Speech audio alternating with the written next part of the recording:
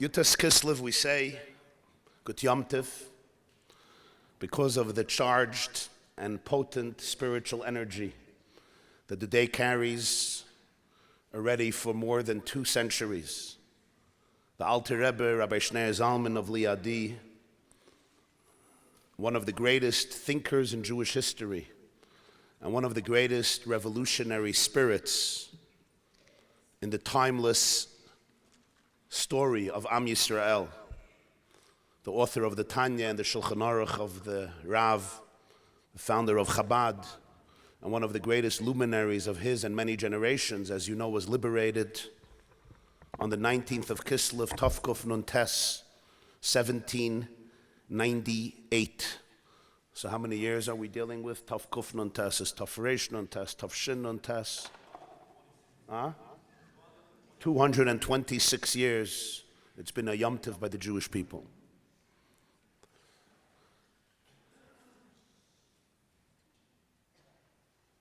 One, however, can ask themselves a very obvious question.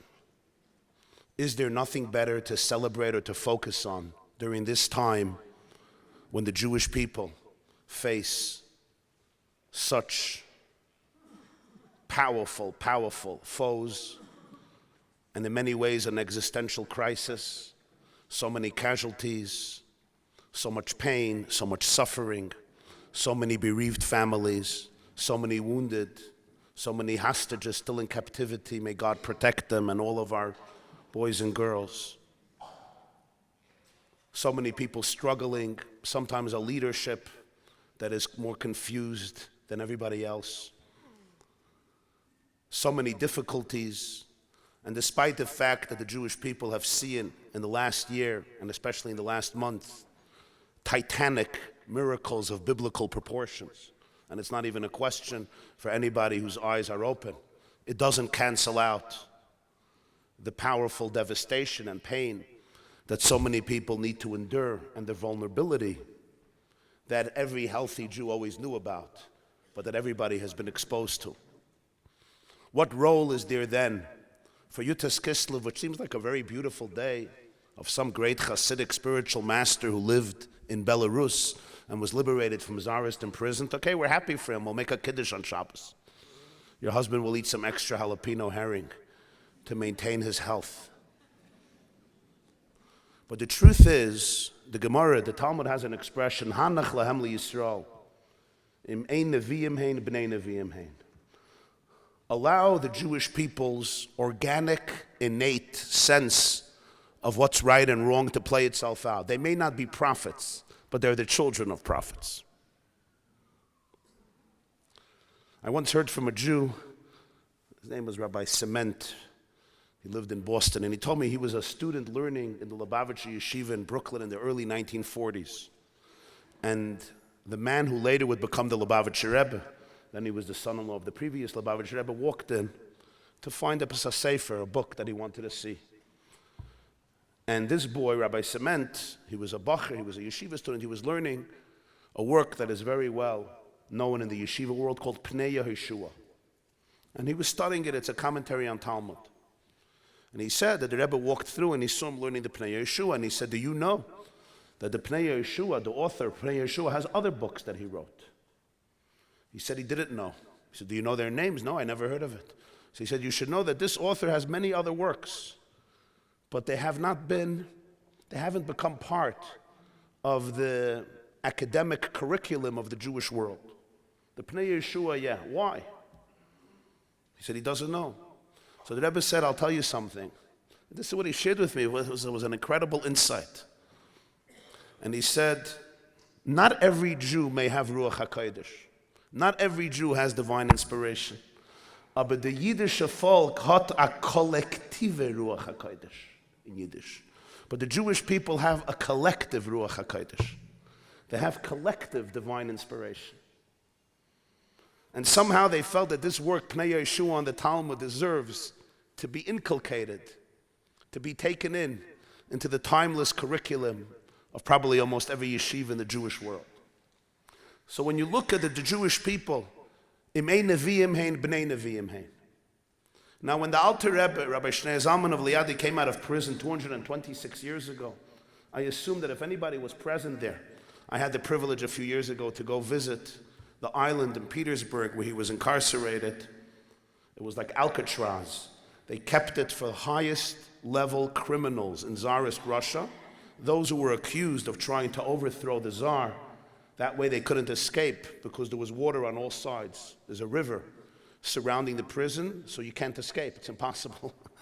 You're drowned. It's a huge river.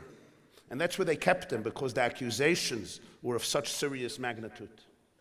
And when he was liberated 226 years ago, if I was a fly on the wall or just a guard observing the scenario, I would have looked at it and say, okay, I may be happy for this rabbi who can go home to his wife and children and community and family. But it was very obvious that it's seemingly insignificant in the presence of a Tsar who was so powerful, of a Russian empire that was so powerful. And he was a little poor, impoverished rabbi from a little shtetl called Lyozhna in Belarus. You look at history, just 200 years later, it's not such a long time. They once asked a Chinese politician, what's your opinion of the French and American Revolution? He said, it's too early to tell. It's not such a long time, but it's something. And you look, where is the Tsarist Empire? Already 1917 was the end of the Tsarist Empire, and then the Bolsheviks gave us the purgatory of Russia.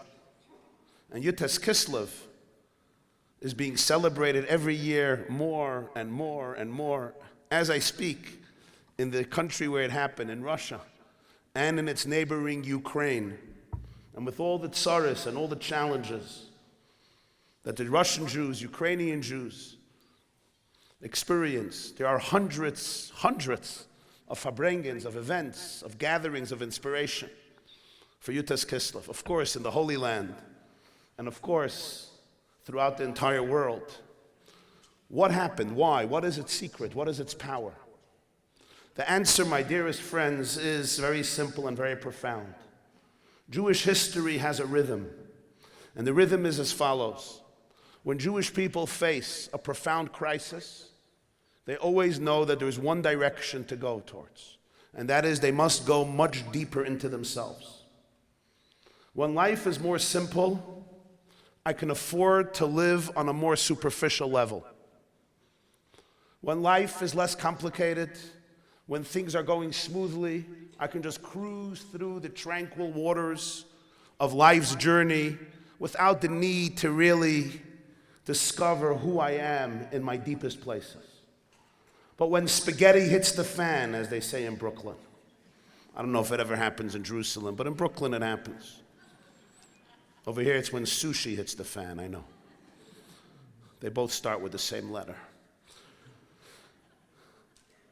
When life starts unraveling, when things start disintegrating, now I can do one of two things. I can fall apart, or I can find the core that is indestructible, indivisible, that can teach me who I am when the world around me can't teach me who I am.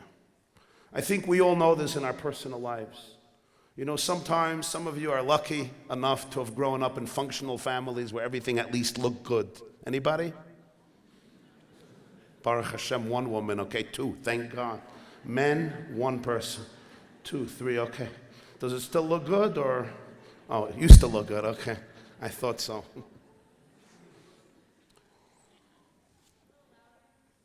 Sure. I don't know if you want me to hear what I'm going to say now, but fine, I'll speak louder.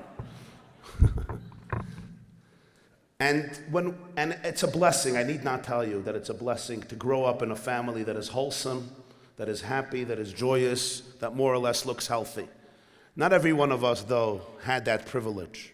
And even those of us who had that privilege later in life, we learned that things may have not been so simple, or things have turned out to be more complicated. And at that moment, everybody knows there's only one way to go. If you want to not only survive as a functional machine, but thrive with an open heart, you have to find the place in the heart that is deeper than all the insanity. It's not easy to find that place. It comes with grief. It comes with blood, sweat, and tears. But when you find it, there's a maturity and a depth, a sincerity and a profundity that is unmatched. It's irreplaceable. This is the crucible that great souls often go through in order to claim their souls from within, not as a free lunch, or as the Kabbalists call it, nama de chisufa, bread of shame. I remember seeing a letter once. It touched me in one of the deepest chords of my soul. It was in 1986, and a young Jew wrote a letter to the Lubavitcher Rebbe. And this was 86. This was not spoken about the way it's spoken about today. This was just a conversation that just emerged on the street at the time. And he wrote a letter to the Rebbe describing the fact that he experiences homosexual tendencies and he'll never be able to get married.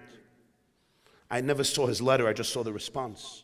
But it seemed from his letter that he lamented his fate, the tragedy of his life, the suffering that he has to deal with. First of all, he wanted practical advice, but he also wanted perspective. The Rebbe in 86 was already much older, much more people were coming, therefore had much less time, and therefore used to answer very briefly. It was very rare that in 1986, the Rebbe should write a long letter to somebody like in the 50s or the 60s. And yet, he sent a letter to this boy who I don't think he even came from a Chabad family, almost a 3-page letter, which when I saw it, I was stunned. The letter was very powerful. I saw it many, many years ago. But there was one paragraph there that changed the way I look at things. Until today, as I teach around the world, I still carry this perspective with me. At least I try to. He asked the Rebbe, why would God do this to me? Why? And the Rebbe wrote back to him and said, I don't know. We don't know. Nobody knows why people go through the challenges they go through. The journeys of souls are completely mysterious. Ein itanu yodeya adma, ata yodeya raza yolam. Only you know the secrets of the universe. And the secrets of the universe includes the secrets of every individual universe, every person. So there's no way I can say, why are you going through this journey, just like I can't say why somebody else is going through another journey. And we never compare journeys to each other because it's futile and it's ludicrous. It's always about connecting to your own life force and energy. He says, but I do want to share with you one insight that I have seen in the holy books, and it may be helpful. And the insight he shared then, and I'm paraphrasing and I'm using my own words, is as follows. Some people contain within their souls incredible, powerful, infinite light that can cast its radiance on the whole world. But nothing in this world is given for free. This world, we are co-authors of our biography. The first author is God, the second author is you. We are co-partners in the work of creation. We create our destiny. We mold it. We are not reactive and passive. We are proactive. We are creators. Yoitzer ha'adam, l'damais hatsura liyotzra. Oh, thank you. The Balatanya, the Balagula has an expression, l'damais hatsura liyotzra, that the form should mirror the one who formed it. And how do we mirror most the one who formed us? By becoming formers ourselves, creators ourselves. And here's the question. You understood that? Powerful. You understood? How do you mirror the one who formed you? By becoming a creator yourself. That's how we mirror him most. Now how? Here is a question. A person who has that light, and it's deep inside them, but they don't know about it. How are they going to discover it? They need to discover it, because only that which you discover, you can own. And only that which you can own is called yours. And therefore, they are often given challenges in life, blockages. And they're forced to make their way through those blockages, to pierce, to dig, to excavate. They have to search because the treasures are hidden. And in that process,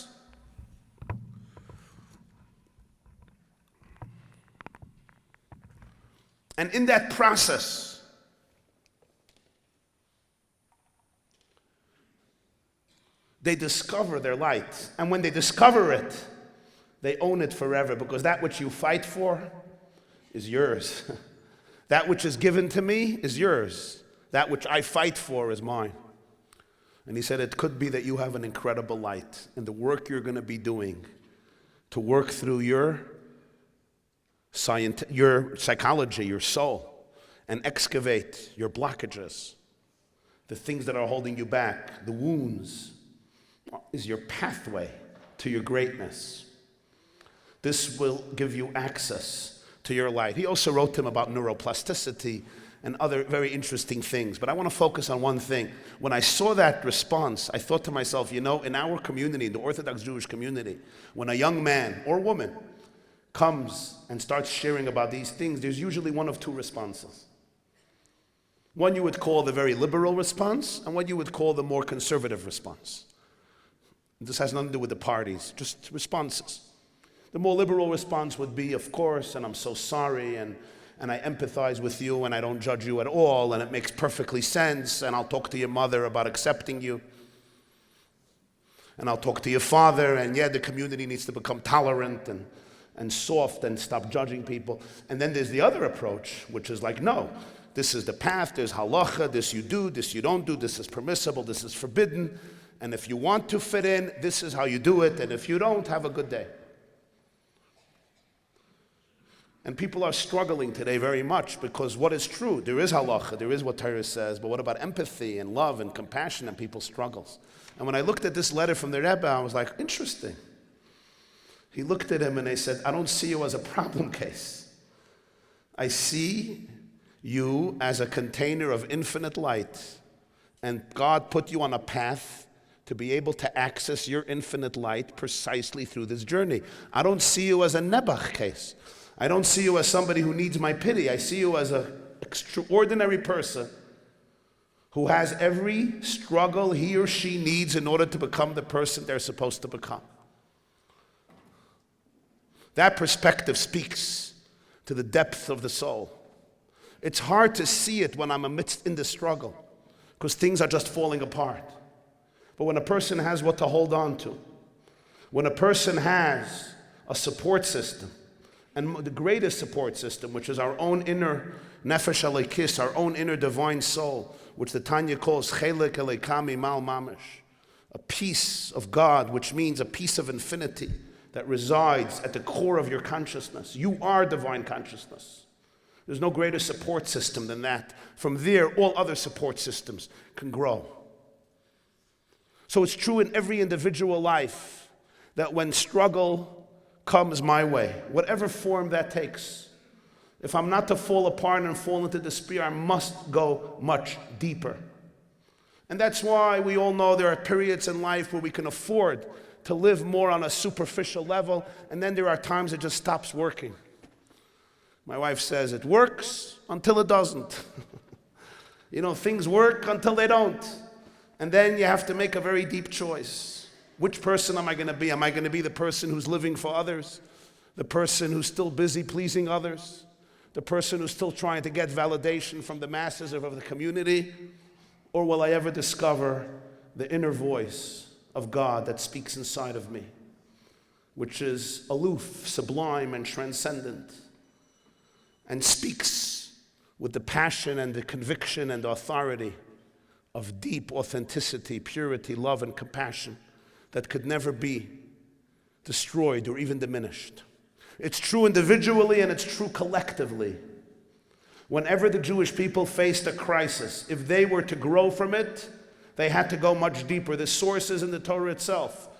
Jacob meets his adversary in the middle of the night who tries to kill him.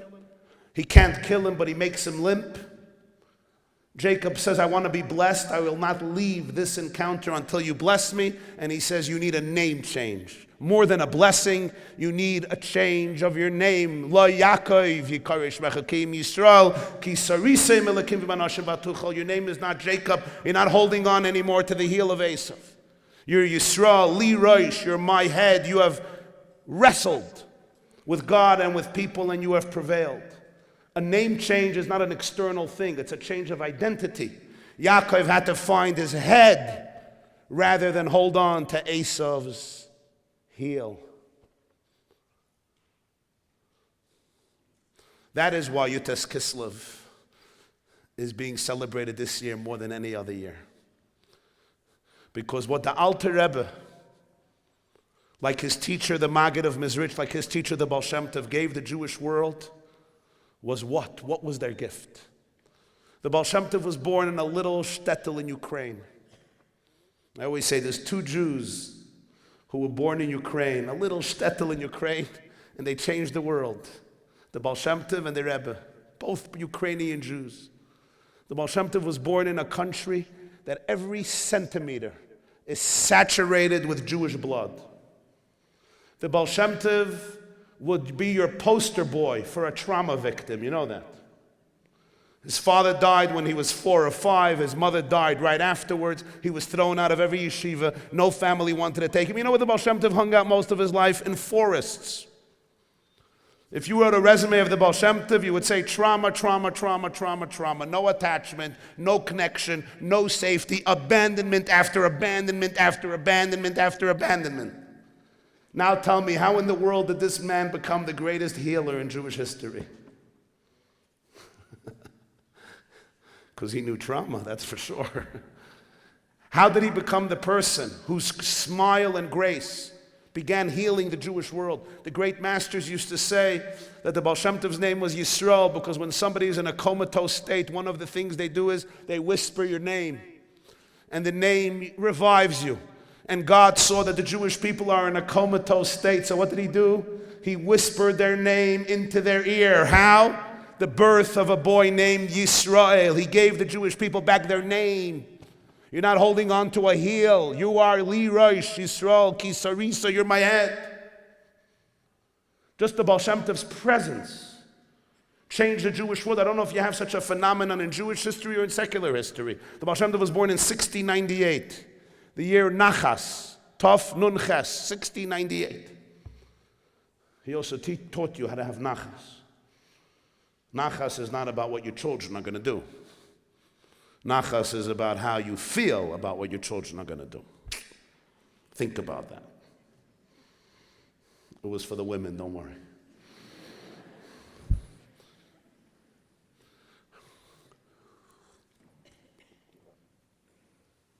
Within the next 1698, the Baal Shem Tov was revealed the Alter Rebbe was born in 1745, and the Baal Shem Tov was revealed just a few years before that. And within 50, 60 years, probably 10 million lives have been transformed by the teachings of the Baal Shem Tov. Of course in Russia, in Ukraine, of course in Poland, in Lithuania, Galicia, and the regions of Eastern Europe. Without a bullet, without money, without infrastructure. The Baal Shem Tov didn't have the money to build schools and communities and create systems and websites and give Nobel Prizes. What did the Baal Shem Tov have? This was the greatest revolution in Jewish history, without a war, there were ideological conflicts and wars, but without, relatively speaking, without any power, he changed the world. How? The answer is, Tamu Uru Ki Toiv Hashem. The Jewish people felt that they were given a name change. Lo Yaakov Yikarei Shmecha Ki Im Yisrael. Ki Sarisem Elikim V'Manoshim V'Tuchel. The Baal Shem Tov showed them who they are. I believe deeply, no great person has ever become great, truly great. I don't mean great in the newspapers or on WhatsApp. I mean greatness from within. I don't think any great person has become great and radiated that greatness around them without having somebody in their life who really saw them. Because only when you have somebody who sees you, can you see yourself. It's very interesting. Right after we light the Hanukkah candles, what do we say? V'chol shmoinas yemei Hanukkah neris halalu koydeshe. Ve'ein lanu reshut lishtamesh ben ela lirosim bilvad. 8 days, these candles are holy. No right to use them, only to see them. I get it. Why is it so important to include this law in the poem that we say right after the kindling of the menorah? It's a law in the code of law. You're not supposed to use the Hanukkah flames for your own benefit. That's why we have a shamash. Why is this included right in Taneris Halalu after we light? It seems like a technical law. There's a profound message here, not only about the Chanukah menorah, but about the inner Chanukah menorah. Every child is a flame. Ner Hashem nishmas Adam, it says in Proverbs. The soul of every human being is a divine flame. Every child is a flame. Every one of our students is a flame. Every one of our friends, every person we encounter is a flame. Ein lanu rishus liishtamesh behen ela liroisam bilvad. You have no right to use your children, only to see them. What does it mean to use your children? Who would want to use their children, God forbid? Well, there are people who use children, but we're not even talking about that. That obviously is despicable. You don't need Haneris Halala for that. Maybe in some communities you do. It's something much more subtle. Sometimes I look at my child and I say, deep down, I may not say it with my words, but I say it with my nervous system and my body language. You were created to give me nachas. You make sure to give me nachas so I could feel that I'm a successful father, that I'm a good mother. Look how beautiful my family is, and look at our shidduchim. Amazing. You know that all the matchmakers in Jerusalem come to our family first. And you're going to be the first daughter to disappoint our family and let us down? We have a brand name, for heaven's sake. This brand name has been going on for 25 billion years, since the Big Bang. And you are the first one to come and ruin the brand name. Why? Because you can't behave like Tati, like Abba wants. Feh. You were created. You were created for me, so I could be a success story. We don't have permission to use our children. We have permission for one thing, to see them. To see them, not for who I want them to be, but for who they are. To see them not on the outside, but to see them on the inside. To see them, to really, really see them. Can you really see them? It's a gift. Because when you can really see somebody, you help them see themselves. I don't even know if there was one great man or woman in history who reached that greatness without having one person in their life who saw them. Didn't use them, even for good causes, saw them. When the Alter Rebbe came to his teacher, the Maggid of Mezrich, he loved the Maggid. And he loved him, of course, because he was a teacher and a mentor and a guide and a spiritual leader, and the Maggid was one of the greatest souls of the generation, if not the greatest. But there was something else. The Maggid saw him. The Maggid of Mezrich told him that the Baal Shem Tov told me that there is a soul waiting to come to me. He came to the Baal Shem Tov once when he was 3 for his upshernish, and the Baal Shem Tov told Alter Rebbe's father, Reb Baruch, your son belongs to my student, not to me. Don't bring it back to me. You know, real teachers can say that, right? This boy doesn't belong to me, it belongs to somebody else. And when he came to the Maggid told him, the Baal Shem Tov told me about you. You have a new soul. A new soul means a soul that hasn't been on earth before. It's not a reincarnation. And he also said you're going to reveal a whole new dimension and depth to your Judaism, and you're going to deal with unbelievable opposition. Now understand this. When the Alter Rebbe is thrown into prison because of being informed on to the Tsar by Jews, and not just by Jews, by religious Jews. How does he feel? How does he not doubt himself? How does he not go into depression or despair, especially he was such a humble man? And the answer is because he had a teacher who saw him. And the teacher allowed him to see himself. He knew exactly who he was.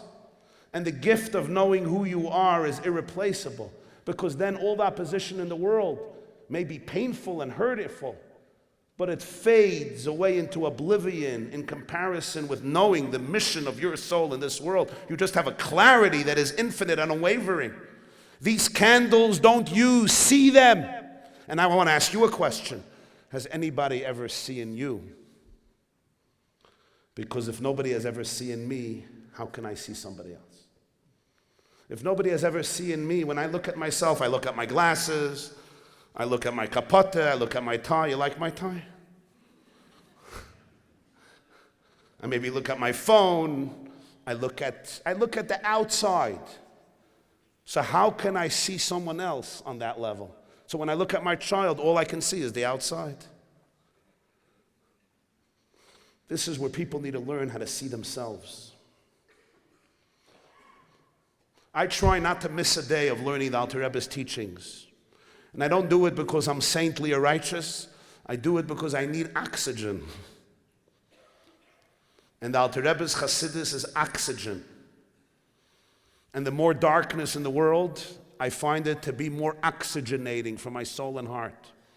But what I find more moving than anything is that when I open up a discourse of the Alter Rebbe, the Bala Geula, I start reading it, and suddenly my soul feels that it's being seen. I feel that he sees my soul. He sees me. I feel seeing. I don't mean seeing physically. I could look in the mirror and see what I look like. Hopefully I lost some weight. We're working on it. I'm talking about seeing on a different level. And sometimes it's so emotional, I just start crying. I'm saying, why am I crying? It's not a very emotional mimer, but it's all emotion because it shows you who you are. And whenever we face difficult moments in life, the greatest gift is for somebody to show you who you are, not because it takes away the pain, it doesn't. Not because it eliminates all the problems, not because it obliterates all the chaos, but it does something else. It anchors you in a space that is indestructible. It removes from you the self-doubt and self-shame and self-loathing and self-guilt that you know who you are, why you're here, who you represent. You become a channel for divinity itself, a channel for Hashem himself. Alter Rebbe has a beautiful expression. The Gemara says in Kiddushin, Shluchai shel Adam kemaisai. A shliach, a messenger, an ambassador represents the one who sent him. Halachically. So the Alter Rebbe says in the Kutei Torah Vayikra, Shluchai shel Adam ha'elyon kemaisai mamish. There's the higher Adam, Hashem, the great Adam in the vision of Ezekiel, Adam ha'elyon she'ala kisei, the supernal Adam on the throne. He says every Jew is shluchai shel Adam ha'elyon. When you realize you're a messenger of the highest Adam kemaisai, then you are him. And when you realize that I'm representing Hashem himself, yeah, he sent me into some very interesting places. God likes to go to interesting places. If you haven't realized that, study history.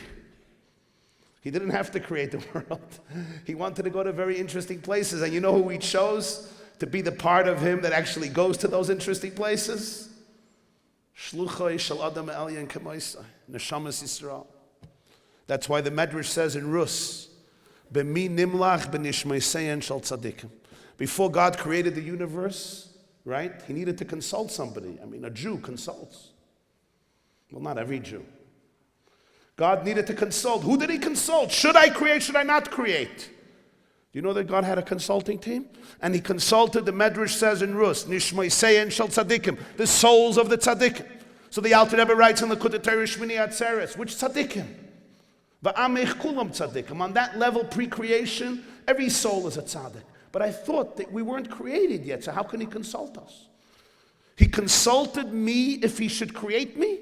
So I was around or I wasn't around. To consult somebody, they got to be here. But he was consulting me if he should create me. So how could he consult me if he didn't create me yet? Who did he consult with? He consulted himself to know what I would say if he created me? It was like real quantum mechanics, this medrash.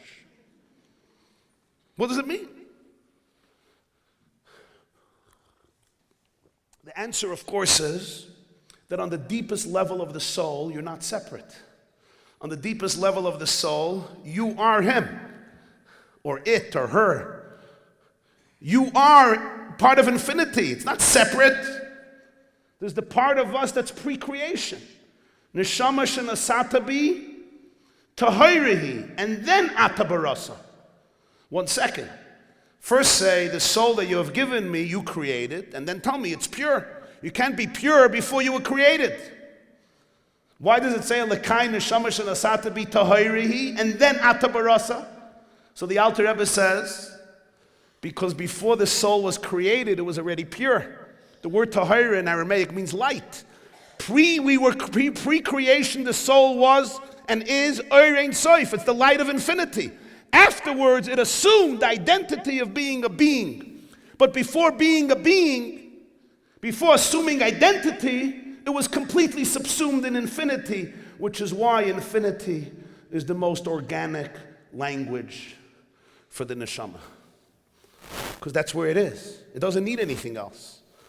In fact, the worst thing you can do to a soul is talk to it about itself. It would be like talking to a fish and telling the fish, come out of the water, I'll take a picture. I'll send out a clip of you on WhatsApp, you'll go viral. I'll laminate the picture, I'll hang it on my refrigerator, and the fish will tell you, don't do me any favors, you're killing me. Allow me to remain invisible in water. The Alter Rebbe came to the world to teach, and he said, we don't understand. People think that they need to fight their egos. Like the ego is evil. This need to win and be confrontational and get angry and get jealous and get hateful and argue with your wife and argue with your husband and argue with this one and argue with that one, and of course as a good Jew, argue with yourself. It's like all ego and gaiva, we got to get rid of it. That's a very superficial perspective. The Alter Rebbe said, you don't have to get rid of it. The moment you know who you are, the game is over. The word ego is easing God out. I only need a validation when I don't know who I am. When I am a counterfeit self, when I create a Ponzi scheme of thinking I'm anything outside of infinity. Now the more you validate me, the more I exist, because I don't really exist. I need people to tell me I exist. The moment you find out who you really are, neshama shenasata b'tahirihi, non-existence is actually much more exciting than existence. Existence is a burden. It's the burden of having to be. And yet, this soul, which is completely infinite, completely one with God, God consulted the soul and said, I have this crazy idea, but I want to do it. So the soul told God, what's this crazy idea? Of course, it's all one. What's this crazy idea? Hashem said, I want to create this universe. And I want that this infinite oneness should be able to assume identity of a finite world and still remain infinitely one. But I think it's a crazy idea, and I can't go with it. It's too risky. And the soul looked at God and said, I got this. I got this. And off we went. There was the soul that agreed to everything that happened. Now you'll say, come on, my soul didn't agree to any of this. Sorry, I don't know. Yeah, you weren't at the meeting. You came late. It's geschlafen. That's what happens when you sleep. Now, every soul agreed. If not, you wouldn't be here. But we didn't agree on a logical level. As long as you're using your logic, you didn't agree. We didn't agree on a logical level. We agreed with the Yechidah Shebenefesh. We agreed in the place that is pure infinity, that is pure divine. To find that part in you and in me, I have to remove a lot of blockages. I have to remove all my defense mechanisms, all my coping mechanisms, all my animal consciousness, bulletproof vests, and get to the purest music inside my quintessence. For this, you need somebody to see you. So often we live in cultures where people don't even know what this means. I sometimes talk to women who have given birth, and they're so proud of themselves that 6 weeks later, I'm back at work at a real job. Now, I'm not judging anybody who needs the finances, but do people realize that the attachment wiring that is created in the first weeks and months of an infant's existence is the most dramatic, fateful experience that shapes world history more than anything else in the world? I mean, look at Putin. You think he had healthy attachment? You're laughing. In Ukraine, they're not laughing. And what about Napoleon? You think he had healthy attachment? You don't have an ego from here till China with healthy attachment. Okay? I'm not going to get in now to Trump.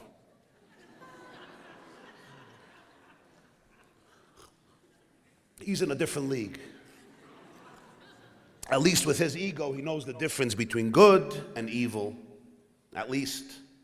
Thank God. The wiring of infants in those first days and weeks and months are essential to history. The Rebbe used to compare it to a seed in the ground. You make a scratch on the seed, the entire tree is damaged. You make a scratch on a plum, on a flower, on a branch, on the trunk, okay. But you make a scratch in the seed, the entire developmental experience is affected.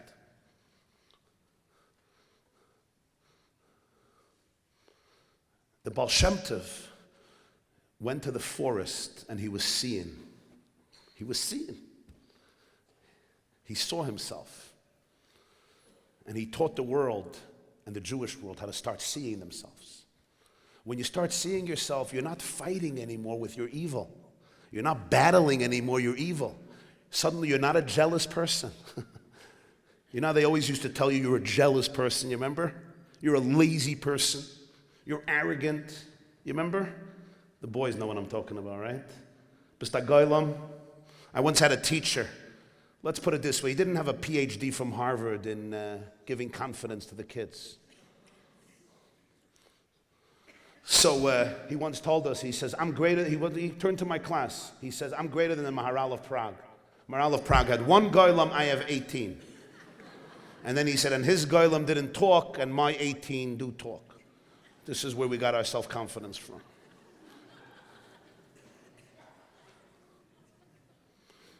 And sometimes my entire life I'm busy with inner self-talk. Am I lazy? Am I not lazy? Am I confrontational? Am I secure? Am I insecure? Am I jealous? Am I not jealous? Do I hate? Do I not hate? Am I this? Am I that? And this is the mental chatter that is all part of the coping mechanism where you're trying to argue with your coping mechanism about it being a coping mechanism. But you can't know that it's a coping mechanism because you have to think that it's your real self. So you're arguing as though it's not a coping mechanism and that itself is the coping mechanism. Poor people, no wonder everybody has anxiety. They don't stop talking to themselves. That's why I don't. I just talk to others. If I have to talk to myself, I go give a speech. Nobody wants to hear me in America, I come to Israel. I'm just joking. I talk to myself a lot. There was a guy who comes to a rabbi, and he says, Rabbi, you know, I find myself talking to myself in the shower, in the bedroom, when I drive. The rabbi says, I'll tell you a secret, most people do. They don't tell everybody, but trust me, I'm a rabbi, I know. Most people talk to themselves. He says, Rabbi, you don't understand. I'm a nudnik.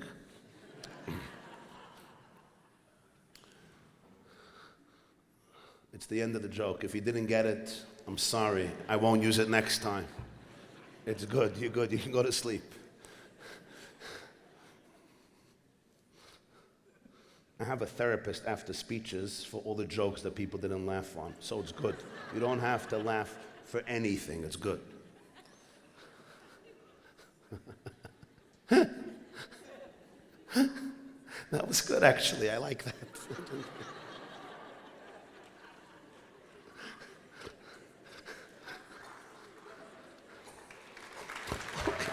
Shine.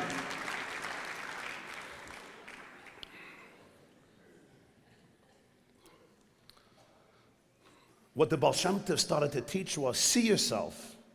And the Alter Rebbe took this and turned it into a fully comprehensive, developed way of life, a program for life, showing the Jew in every chapter of Tanya, in every one of his Maimarim, in every one of his discourses, and every one of his teachings and insights and perspectives, that when we have coping mechanisms, and our soul came down to work with them and work through them.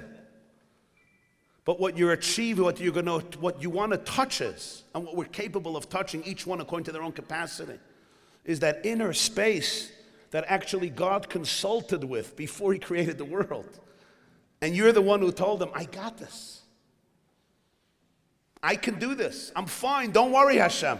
I'm your mirror image, the one that will go down into a crazy place and reveal that all is oneness. Mi cha'amcha, one of the most moving interpretations of the Alter Rebbe is Mi cha'amcha ki Yisrael gai echad ba'aretz. Literally, it means, who is like your nation, Yisrael? Unique people on earth. Gai echad ba'aretz. But it doesn't say what makes us unique. And the Alter Rebbe says we have to read the verse a little differently. We say it Mincha Shabbos. Mi cha'amcha Yisrael gai echad ba'aretz. Shegam b'inyonei eretz lo yafridu me'echad ha'emes chas v'shalom. It's the nation that is echad ba'aretz. That even when they hit earth, they collide with earth. They touch the texture of earth, the texture of a material, fragmented, egocentric universe. With complete concealment, they remain subsumed in infinite love and oneness and ecstasy and joy. Echad ba'aretz. Hashem is like, really? You guys got this? We got it. How did this empower the Jewish people? It empowered them not by making things dandy and rosy and denying reality and repressing and suppressing pain. It gave the Jewish people their nuclear energy because they went back to their core. And when you're living from a place of a core, everything is different. It's not that there's no brokenness. It's that the wholeness is carrying the brokenness. It's not that there's no pain. It's that there's a part of me that can hold the pain, that can look at the pain.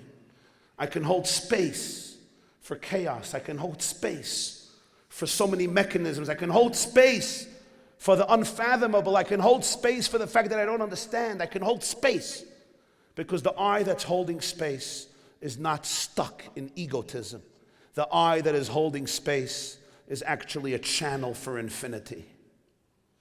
And when you're a channel for infinity, you can hold space for everything that's finite because you're never defined by it. Did you hear what I just said? I'm going to say it again because I'm talking to myself, but I don't remember what I said. But it sounded something like this. When you're a channel for infinity, you can hold space for anything that's finite because it doesn't define you.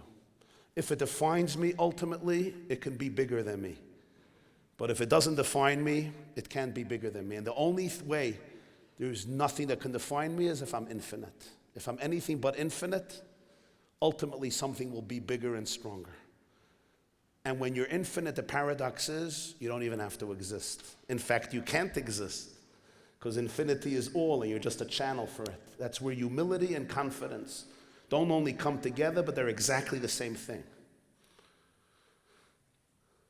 We're living now in a time that the Jewish people have faced such adversity, such evil, such darkness, such violence, such bloodshed, and such pain. Internal strife, turmoil, anguish, and never mind the visceral pain that cut through Klal Yisrael like a dagger in the chest. That morning of Simchas Torah last year, Tavshin Pei Dalet, and it continues with all of the ramifications. Till this very day, Yutes Kislev Tavshin Pei Hey, more than a year later. Do we have answers to all the questions? Obviously not. But it's very, very clear that at such a point, the Jewish people individually and collectively are searching for Etzem, Nishmas Yisrael. We're searching for the core music that makes the Jewish soul tick. Not because there's no urgent things to deal with, but because how could you live in a world gone so mad and in a world filled with such hatred towards Israel as though they were the villains and the tzaddikim were the Hamasniks in Gaza and the Hezbollahniks in Lebanon and the Iranians are the Gedolei Hadar. And you're talking about Harvard and Columbia, you're talking about my country with elite universities, where some of your parents were ready to spend $400,000 to get you through Harvard University. Turns out they were giving $400,000 to an institution that produces students who don't know the difference between Hitler and Churchill.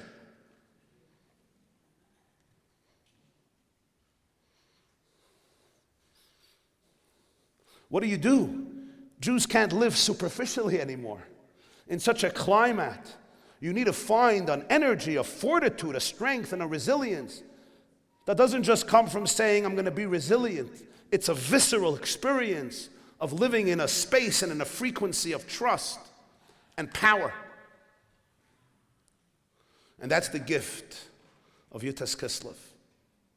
It's the gift of the Baal Shem Tov, it's the gift of the Maggid, it's the gift of the Alter Rebbe. And the successors of the Alter Rebbe all the way till the Rebbe, who articulated through words which really can't be articulated through words, because you can't articulate Ein Sof through words. You can't articulate infinity through words. But we use words as human beings. And then when we finish talking, we start singing. Because it's really not about words. But they gave to the Jewish world the etzem haneshama, what your soul looks like. Who are you at your core, at your essence? If all the coping mechanisms are gone, if all the blockages are removed, or at least not gone, but at least I could see through them, what appears, what emerges. And then you'll see, you're greater than you ever could have imagined. I have a very close friend who's also a mentor of mine. And he once told me something very personal and vulnerable and powerful. I want to share it with you. He said as follows. He said, Rabbi YY, even if your ego will gain unbelievable success and it will achieve every agenda it has, and even if you will amass incredible power through that ego, he says, imagine that every one of the 7.5 billion people living in this world listens to your speeches. Your YouTube channel doesn't have a few 50, 60,000 subscribers. It has 7.9 billion subscribers, besides a few people in Bnei Brak who don't have YouTube. Tovei Aleim Bracha, not so bad. Malach, not so bad. Halavai af mehr gesagt. Yeah, and they'll all listen to you. And you'll have likes, not 29 likes or 29,000 likes. 8.2 billion likes. Even in Bnei Brak, they'll do like, not through a like, through a hug, whatever. Power that you can't, nobody even has. And your ego will get it all. And you'll have it. He said, I'm telling you, that won't even scratch the surface of your true greatness.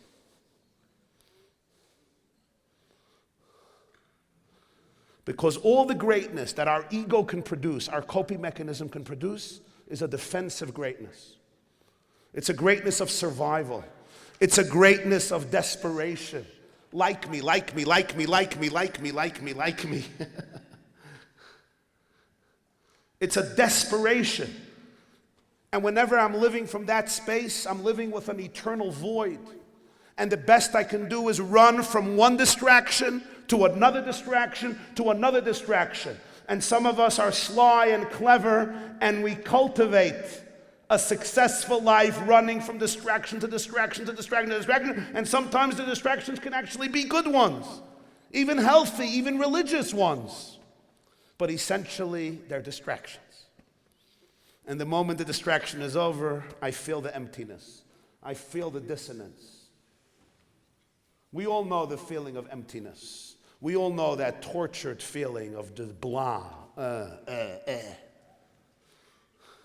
Another mentor of mine once said, I'd rather feel all the pain in the world in my heart, but not to have my heart go dead, because that's more painful than anything in the world. You know, when the heart is dead, when we're just detached, when we cut off the wires from the flow of infinity because there's too much energy, it's too much pain. It's like you shut the water in the house. You're not only shutting the leak. You can't take a shower, you can't drink. When we shut our emotions, we shut them off to everything. There's no laughing without crying. There's no dancing without grieving. There's no celebrating without feeling the pain. You know, when I grew up, I always marveled at this. The Rebbe was in his high 80s, and he could suddenly start crying in the middle of a talk. I remember one Simchas Torah, he was in his 80s, and he was crying like for a half an hour, sobbing like a child. I never saw a person that age sob that way.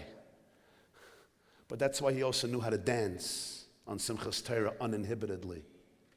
It's not separate things. One of the best definitions I once read from a chassid, his name was Reb Itcha Golden. When the Lubavitcher Rebbe became a Rebbe, he wrote a letter to Jews in Paris in 1952.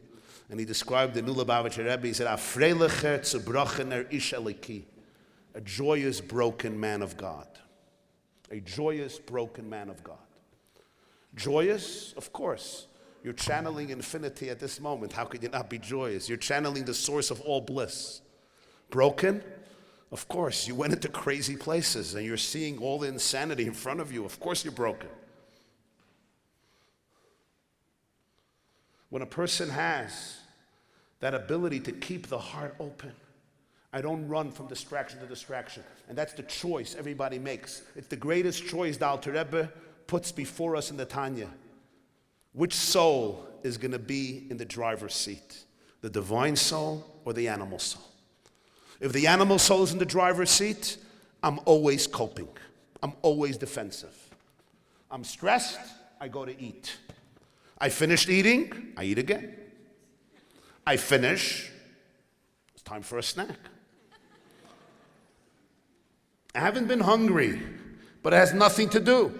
I finished, pantry is empty. So first of all, I open it again. Because God may have sent a snack in the last 5 minutes. He gave the Jews manna. Why can't he give me a snack? I finish with that, it's time for the phone. And there's always a clip, there's always a WhatsApp.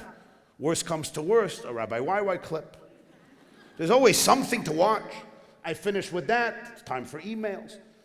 And our sophisticated system just takes us from one thing to another thing, another thing. But deep down we know there's a sense of emptiness. There's a blahness, there's a void. It's a tortured feeling. There's only one choice, and that is one alternative.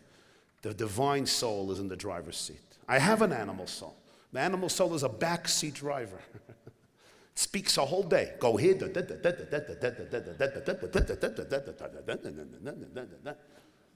think they like your speech? It's too long, it's too short. No, yeah, for sure. Almost. Let's eat. Oh, it's Shabbos, okay.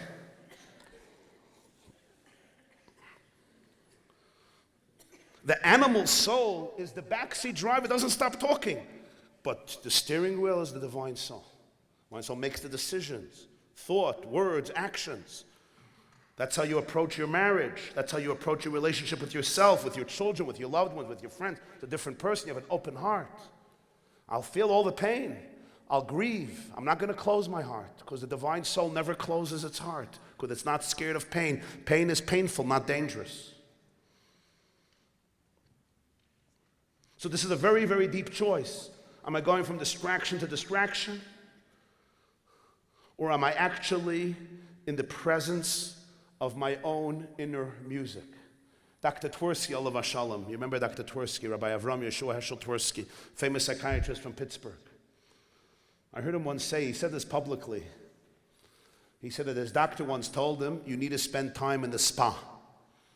So he made an appointment, first time. You know, he was a shtickl Hasidic Rebbe. So he goes to the spa, and he goes into this very hot bathtub. And it was a mechaya, you know, those first few minutes in the hot bath. And then he asks the attendant, he says, can you give me a newspaper?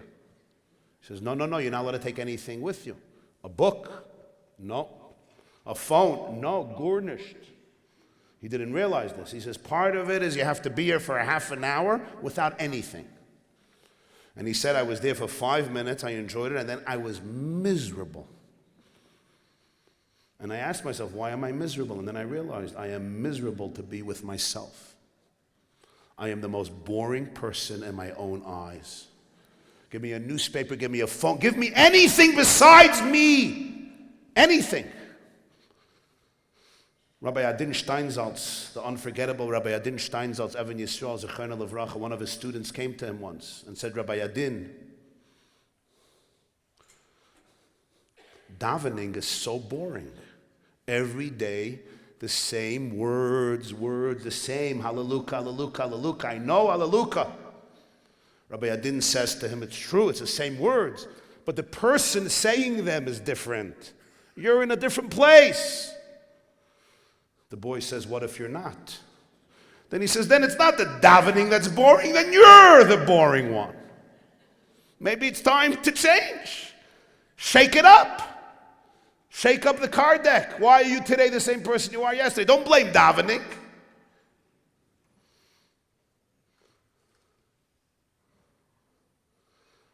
What does that mean? I could be with anybody but with myself. How boring do I find myself?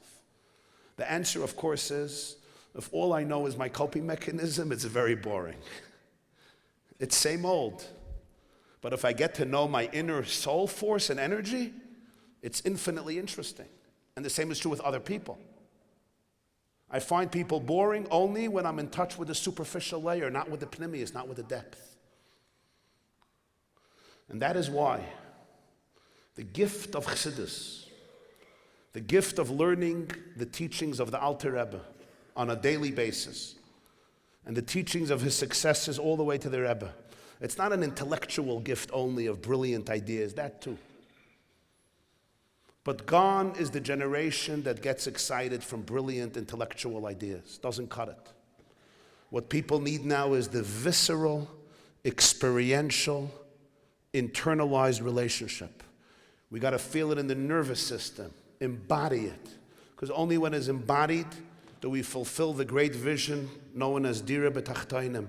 God wanted a home in my body, in my nervous system, in my neural pathways, in my cells, the same place where the cellular trauma is stored.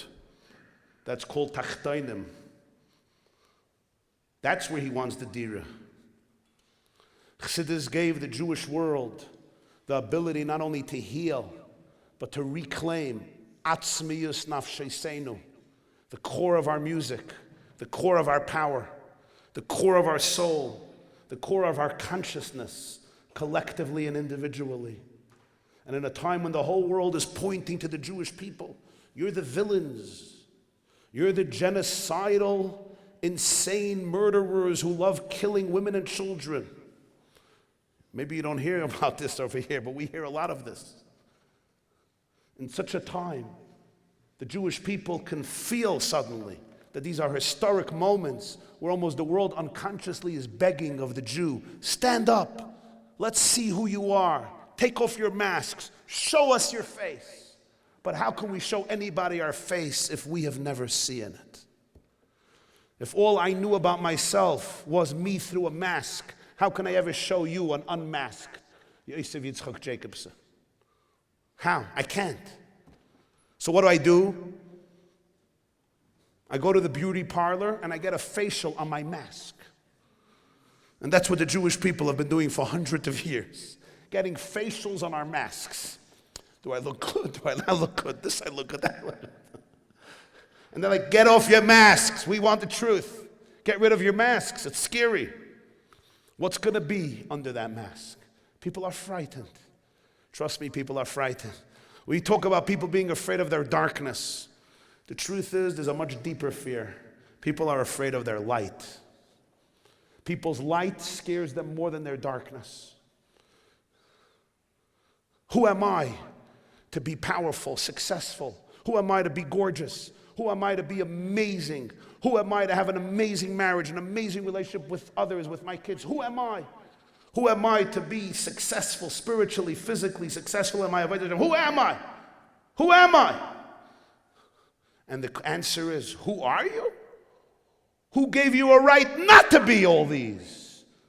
When God consulted you whether he should create the world, and he only did it because you said, I got this. Who gives you a right not to be gorgeous, powerful, beautiful, amazing, successful? We don't help anybody by shrinking our own light and by being uselessly humble. We don't help anybody else shine when we remain in the dark. When you step into your own light, you know what happens? Everybody around you gets permission to start shining too.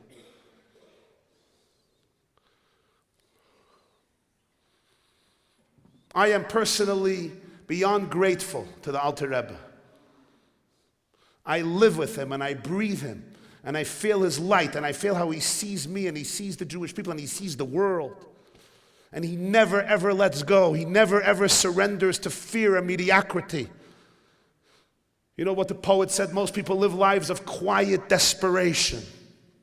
He never allows you to live a life of quiet desperation, challenges and stimulates, and says, always go back to that truth. God consulted with you whether to create the world because you were there before creation ever happened. Find out about that you, because that you is more interesting than you'll ever imagine. That you is pretty awesome.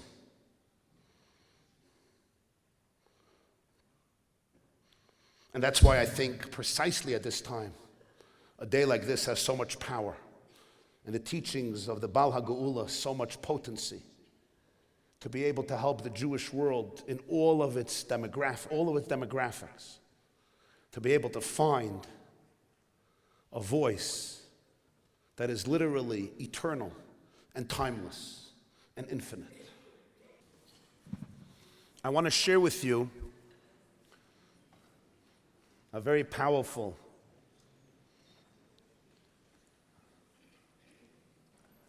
and, at least for me, life-changing insight that the Lubavitcher Rebbe once shared on Yutas Kislev. It was Yutas Kislev Tafshin Mem Aleph. That's a number of years ago, 1980. Also Parshas Vayeshev. There's a moment in Vayeshev where the Torah says, V'Yosef hurad Mitzrayma. Yosef was lowered down to Egypt. And the reason it uses that term, because he didn't go voluntarily. He was lowered, he was taken down south by the Ishmaelites who bought him as a slave and now schlepped him down and relocated him by force to Egypt. And of course, the continuation of the story is that he was bought by one of the ministers of Pharaoh, Potiphar. He is the one who purchased Yosef as his slave. On these words, V'Yosef hurad Mitzrayma, there's a very interesting medrash. The medrash says, in Medrash Rabbah, the word hurad, we translate from the word yarad, lered, yirida, which means lowered. But the medrash says it means a different thing. The word hurad comes from the word we say in Tehillim, v'yered miyam ad yom, about Mashiach. Yifrach b'yom of tzadik v'rov shalom ad bli yareach, v'yered miyam ad yom uminar. What is v'yered? He will rule from sea to sea, from the river to the edge of the earth. Hashem tells Adam and Chava, ridu bidgat hayam. You'll rule over the creatures, over the fish of the sea. So the word v'Yosef hurad Mitzrayim means Yosef came to rule v'yered hurad over Mitzrayim, over Egypt. And then the Medrash gives a third interpretation. In a Sefer Torah, in a Torah scroll, there's no nekudos, there's no vowels.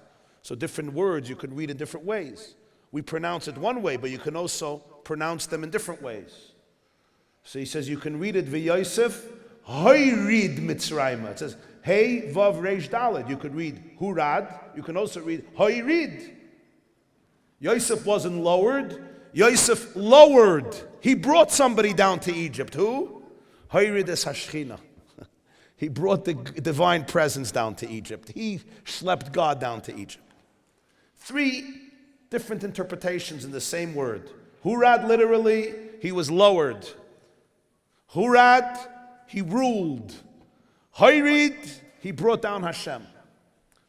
At surface, these interpretations are completely divergent and very paradoxical.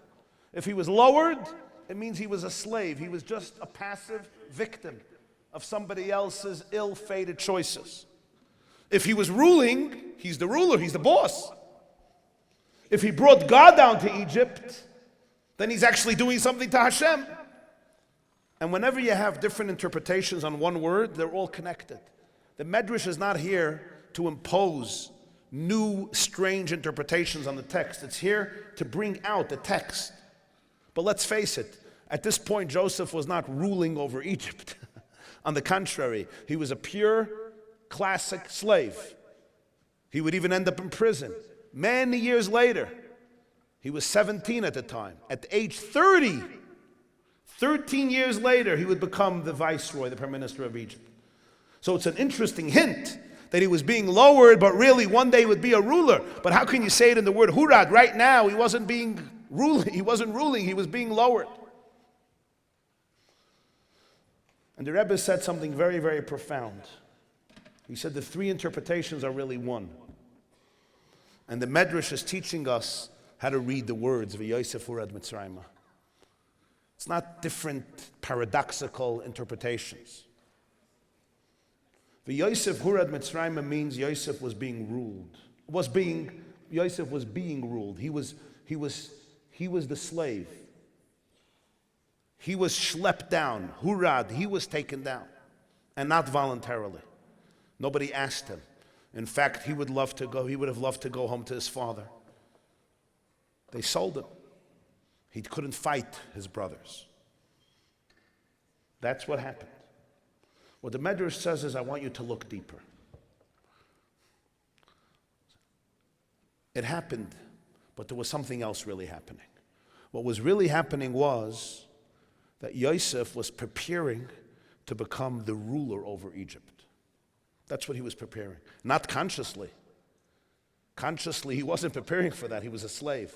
But unconsciously, we spoke about the soul knowing everything, the soul agreeing to everything, the soul being consulted for everything. His soul knew this whole process. His soul agreed to the process. So his soul was preparing to become the ruler. But you can't become the ruler if you're not there. And you can't become the ruler if you're not inside the system. So this was an entire process of being taken down just to prepare the situation and the circumstances for him to rule. But what that really means is that in his own consciousness, he never felt that he was just being taken, even though he was. He always saw himself as a leader, even at that moment. And that is why at the end, when he meets his brothers 22 years later and he reveals himself and he says, I'm Yosef, he says, don't get depressed, because you did not sell me. Ki lemichya shlochani elikim lefneichem. Vayishlecheni elikim lefneichem. Vayishlecheni elikim. In 4 verses, he says 3 times the word shlichus. I wasn't sold, I was sent. What did he mean? Of course they sold him. What he meant was that he never looked at himself as simply being a ping pong ball that you throw in any direction you want. You toy with it. An object you sell. You sell a home, you sell a computer, you sell a car, you sell a watch, you sell a diamond, you sell a bottle of milk. A person you don't sell, a person you send. Yosef says, I wasn't sold. I didn't feel like I was a victim, an object that people do whatever they want with me. But they did. They think they did. They didn't. I was sent. They think they did. They didn't.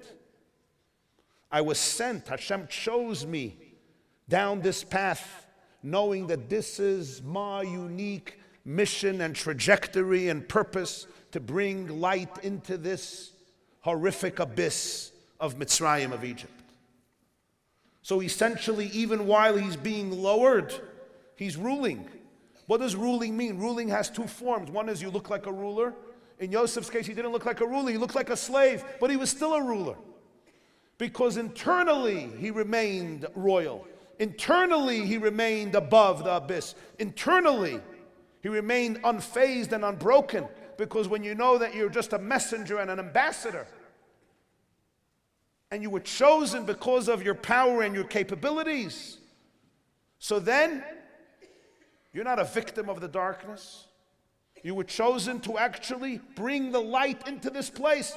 So maybe the mechanics of it is I'm being sold, but the internal energy is I was chosen to cast the divine light into this darkness. The question is, how can Yosef have that attitude? It doesn't make sense. You lost your freedom. You lost your family. You lost your wealth. You lost even the rights over your own body. I mean, talk about unfathomable pain that so many Jews are dealing with today. How do you even wrap your brain around it? And the truth is you can't. But the question is, how did Yosef deal with it?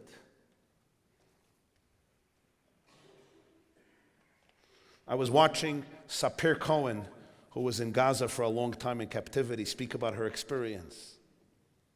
And she said at the moment she felt that she was a messenger of Hashem in Gaza, everything changed. And you saw, she shared a story. One day in Gaza, she saw that her captor drew a picture of a yahrzeit candle. And he wrote her name on it. Sapir Cohen. And for her that meant that he's about to kill her, but because they developed some type of contact and he actually spoke, he wanted to convert her to Islam, and she, she was she's a clever girl, Baruch Hashem, God bless her, and she really, played this guy pretty good, so she thought he's going to kill her, but he's doing a yahrzeit candle, just to commemorate her. So she looked at him and she said, "What's this? I thought we were friends." And he looked at her and he said, "Listen, I'm Hamas. I hate you. My job is to hate you because you're a Jew. But I have to admit one thing, and that is when you're here, there's light here. And that's why I drew the candle. I have to admit, I hate you. But when you're here, there is light here." Wow. She was released. May we see the release of all of our hostages. The car of Mamish, healthy and unscathed. Amen. Ken Yehi Ratzon. How did Yosef do this? The third Hayrid. Hayrid is Hashchina. Because he realized he's an agent of Hashem. He's a shliach. It wasn't personal. He was the divine energy coming in. Yosef had so much internal power knowing who he is, that when he did Hurad, it was really V'yered because Hayrid. So all the three were one. As he was being taken down, he felt that he's really essentially chosen to rule because he never departed from the Shekhinah even for a moment. This doesn't mean he understood how it's going to work out. He did not. But he knew that he's on a mission. He represents Hashem. And with all the pain and anguish that he experienced, his faith and trust was unfaltered, even though he had to surrender his logic. Where did he learn this from? Perhaps his father. When his father runs away from his brother and goes to sleep, has a dream, wakes up in the morning and says, "Achen yesh Hashem b'makom hazeh, v'anoichi lo yadati." God is here, right here, but I have not known. What does that mean, I have not known? It means that sometimes you could say Hashem is here, even though I'm unaware. I don't know. I don't have to know and understand with my logic how and why Hashem is here. But I could say, Yesh Hashem b'makom hazeh. There is some presence of love. There is some meaning. There's some purpose. Even though v'anoichi lo yadati, I cannot figure this out with my limited brain. My mental capacity is finite. I'm a human being. There's no way I can, with my own brain, figure this out intellectually. This is rooted in a place of my soul that was there pre-creation, pre-logic being created. Because logic is also a creation. It's a beautiful creation, and we appreciate it. But sechel, das, is a creation. And you can't expect a finite creation to be able to capture the full magnitude and spectrum and mystery and depth and truth of what life has to offer. And that's why to try to control life with your brain is like trying to eat cake with your brain. Try it. I mean, it's healthier. Whenever you want to eat a piece of cake, just say, "I'm going to think about it." Certain things you have to taste. The taste buds. To experience life through logic is more ludicrous than to experience food with your brain. Life you can't live with logic. Life you have to live with presence. Life we can only live with trust. Life we can only live with an open heart. Life we can only live with vulnerability, and it's always vulnerable when I shut down my brain. Because vulnerability means I don't know what's going to happen the next minute. My brain wants to control what everything is going to look like, what the conversation is going to look like, what you're going to say, what I'm going to say. We want to control it. Yaakov says, I'm good. I don't have to control it. I don't have to know. I don't have to figure it out. We said today in the song of the day, Eidus bihaisef samai betzeisi al eretz Mitzrayim, sfas loy yadati eshma. Pharaoh says the first person from whom I heard the word lo yadati was Yosef. Every expert in Egypt said, I know. And then he asked Joseph to interpret his dreams, and Yosef said, Bil adai, elikim yanes leim par. Sorry, I don't know. God can maybe help you. Sfas lo yadati eshma. It wasn't just about the dreams. It was an approach to life. That's why he could be present with his heart, grieve for a past that he lost, grieve for challenges that were painful, but not close his heart. Remain completely open to the journey and knowing that even in this place, he's a complete messenger. Shluchai shel Adam ha'elyon k'maisai. There's nothing as blissful in life as mastering the frequency of surrender and trust and faith. It's right there on the same level like the frequency of love. We all know there's different frequencies we can tune into. Some frequencies are much easier to tune into because they're much lower down, so they're being pulled down by the force of gravity. For example, the frequency of guilt is very easy to go into. Anybody knows about that one? Yeah. The frequency of shame, excellent. Internal criticism, wow, unbelievable. Opinions about other people, especially if you're married to them, wow. That's like a frequency, boom, you're already there before. It's like, we have it figured out. When do you want me to stop? Like we could talk for 9 years about his mishagas. These are frequencies that are fear. Fear is right there. Fear is right there. But there's frequencies that are much higher. Gravity doesn't pull them down, and they're harder to cultivate. But when you get there, you start flying. You become light. The frequency of trust, the frequency of love, the frequency of presence, the frequency of surrender. The frequency of surrender doesn't come from weakness, it comes from strength. The frequency of surrender is, I can trust the infinite presence of my Creator at every moment, and that I'm a channel for it. And I could surrender. Wow, that's powerful.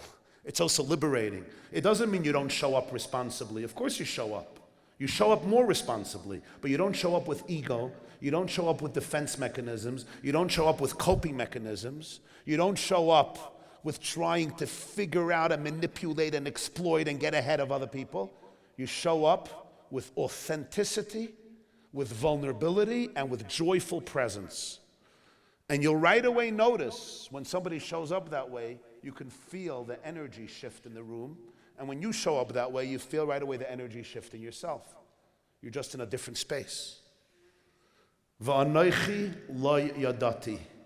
That's why I can experience God here, because I don't have to know and understand. When I have to know and understand, I limit and block myself from all experience. The Panim Yafis, one of the great students of the Maggid, the Balafla, Rabbi Pinchas Horowitz, says, in Hebrew, you're not supposed to say, Va'anochi lo yadati. It's redundant. Because lo yadati means I don't know. Anochi means I don't know. Anochi lo yadati means I don't know. I don't know. Just say, V'lo yadati. Achin yesh Hashem b'makam hazeh v'lo yadati. And it says, no, you're missing the point. V'anochi lo yadati. How do you know that God is here? The I do not know. The anochi lo yadati. It's the I that I don't know. In other words, I don't need to be self-conscious. When you come into a room, you don't have to be self-conscious. I don't have to defend myself. I could be in full presence, feel the heart of the other, and let them feel my heart, and allow the frequencies to become one without the need to second guess and to be self-conscious. That's the gift of Anoichi lo yadati. I could forget about Anoichi. The only way I could forget about Anoichi is if I become a channel for the real Anoichi, Anoichi Hashem Elokecha, through vulnerability and trust. Who else understood this power of not knowing? It's how Mordechai convinced Esther to do one of the most craziest things in history. When Mordechai tells Esther, I want you to go into Achashverosh and plead that your people don't get decimated by Haman, the Persian Ayatollah of the time, Haman. And Esther is not convinced. She says, you don't know my husband. He's a crazy Persian alcoholic and an Iranian. He's going to nuke me before I come in. That's what she says. I mean, she doesn't use the word nuke. But you come in without permission and you go out with a head shorter. This is Iran. This is not, this is not the Israeli Knesset. It has its problems, no question. Achaz dasi lahamas, Mordechai, you're crazy. You want me to be crazy. You want me to go and it's suicidal, literally. What's going to happen? I'll be dead and now you'll have nobody. At least let me stay alive in the palace. Good question, not a bad question. And Mordechai responds and he tells her all these things. Al tadami benafshech. First of all, don't think you're going to be saved. Number one.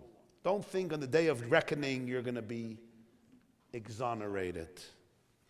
Number two, even if you're silent, the Jewish people will be saved regardless. Revach v'hatzalah. But you and your father's home will perish and will forfeit the merit. And then he finishes his last sentence. Umi yoideya im le'es kazoi sigat lamalchus. And who knows, as the Ibn Ezra says, if it wasn't for this moment that you became the queen of Persia.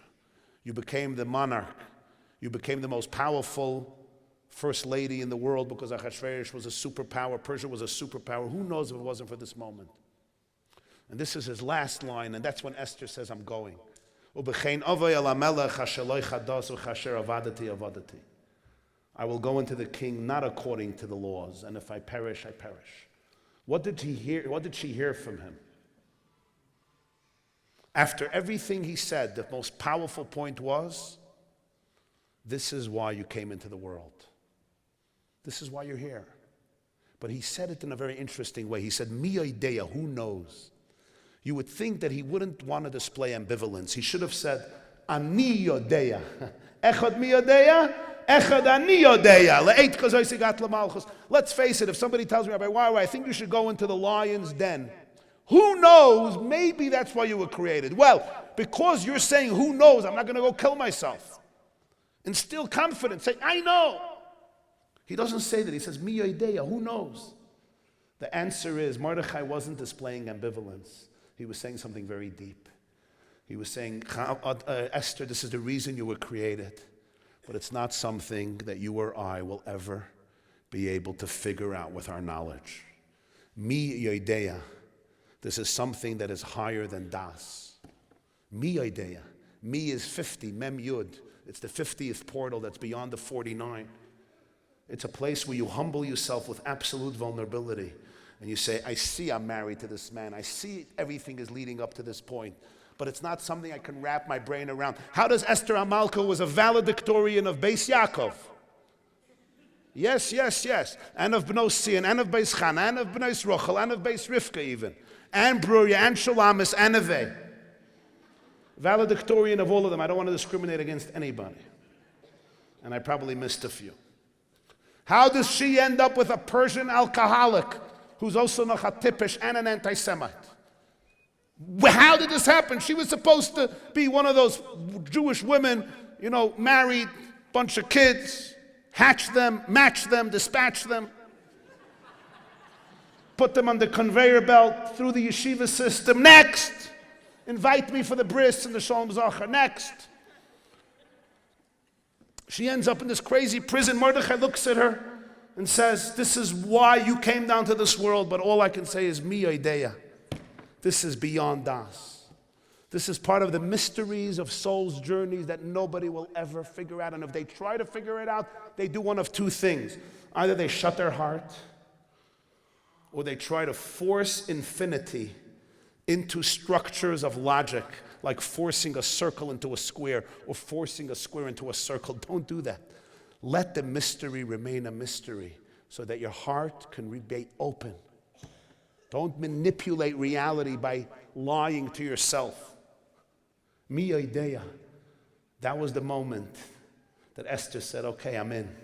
I don't have to figure this out. He brought out from her the power of Mesiras Nefesh. And that answers a question. You know, Purim is the only holiday the sages instituted, Ad la Yada. Nobody should know what hit them.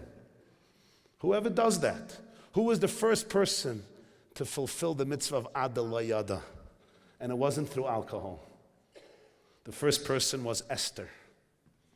When she was told, Mi Yodea, who knows? She went in and she fulfilled Ad la Yada. She can go in without knowing.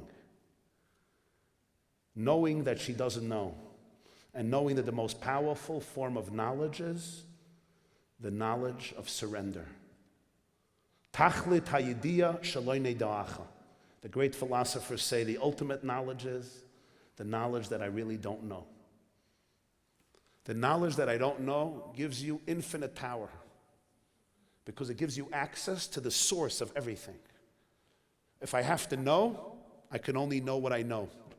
And even that I usually don't know. If you don't have to know, you can know everything. But not through knowing, through lo yadati. You know, my friends,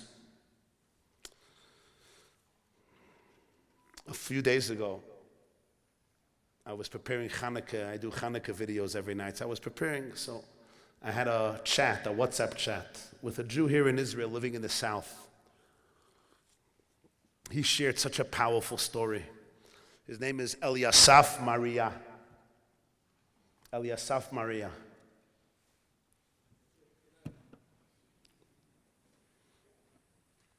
He's a painter by vocation. He's a painter, Tzoveya. And, you know, in the south, I don't have to tell you, after 20,000, 30,000 rockets coming from Hamas, they have everywhere on every block a self-contained bomb shelter. Because when the sirens go off, they had 5 seconds, 10 seconds, 20 seconds, maybe 30 seconds to find cover from the artillery. So they have shelters everywhere that you can run into. Eliasaf noticed how gloomy these concrete reinforcement rooms are. They're very gloomy, and you know, mothers are ducking there with mothers and children are ducking there, and he wanted to give it a little bit of a better feeling. So he's a painter. So he literally went from bomb shelter to bomb shelter. He sent me a lot of the pictures and the videos, and he painted each one with different murals, different depictions, beautiful. One, he has a girl chasing a butterfly. The other one, he has a young boy or a young girl smiling, giggling.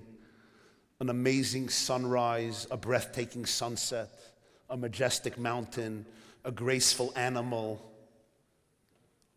a beautiful landscape, water, just beautiful images and paintings, so that when the little children and their parents are ducking for cover for a half an hour till the sirens go off, they could just be reminded that there's a sweeter world outside of this crazy shelter, and that even inside, they should just see the joy of beautiful colors that are delightful and graceful. At October 6th, if you would have met Eliasaf, you would have said, he's a nice guy, really nice person, a humble person, and everybody loved him for doing this. What a nice thing to do, to give a little cheerfulness to kids in the South that have to sometimes stay for an hour straight in a little gloomy shelter because a rocket hits right near them. But October 7th and October 8th, it turns out that he was in a completely different position. He told me he started to get texts and WhatsApp messages from friends, families, and the police. 6:15 a.m., October 7th, 3,000 rockets came into Israel from Gaza. Nobody knew that these rockets were going to be followed by by a few thousand terrorists about to perform a mini Holocaust, Yimach Shemam. So everybody ran into bomb shelters. Those that were at the music festival, they scattered in all directions, they went into the bomb shelters. And so many others, whoever could get wherever bomb shelter they could get. He gets text messages the next morning from friends and family and police. They have a message. A friend, a relative, sent me a message that he's in a bomb shelter. Can we come get him or her? So we asked them, Ma Ktovet, what's the address? They don't know. How are we supposed to get you? They'll say, we'll take a picture of the mural and we'll WhatsApp it to you. And all they have is images. So they call him because he's the only man in Israel who knows which bomb shelter has which image. And he can direct the police and direct friends and relatives to go find their loved ones because he knew each shelter, which image he depicted on it, and exactly where it was.